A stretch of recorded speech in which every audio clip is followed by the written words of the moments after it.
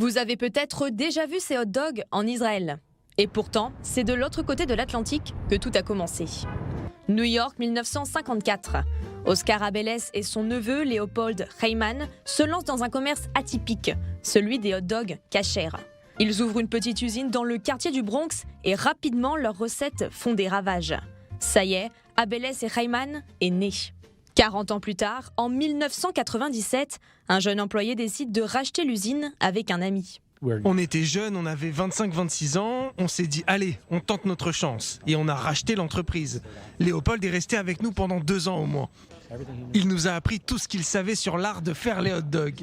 On a continué à perpétuer la tradition de sa famille. La story continue. L'usine s'est agrandie. Elle se situe désormais dans le New Jersey, un état voisin de New York. Elle s'étend sur plus de 1800 mètres carrés et fonctionne 6 jours sur 7, 24 heures sur 24. En moyenne, elle produit plus de 25 000 hot dogs par jour. Et pourtant, malgré tous ces changements, une chose, elle, reste la même. Ce qui rend Abelles et Reimann si spécial, c'est qu'on a gardé les mêmes recettes depuis le début.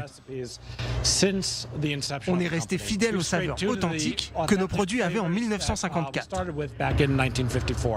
Des produits que les Israéliens peuvent désormais déguster.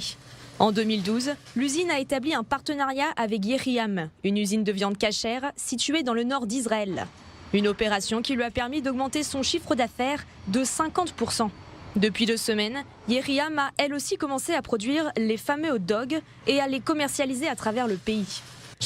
Pour l'instant, ça se passe bien. Ils sont très enthousiastes. Israël est le premier pays étranger à vendre les produits Abelles et Reimann. Et qui sait, c'est peut-être le premier d'une longue liste.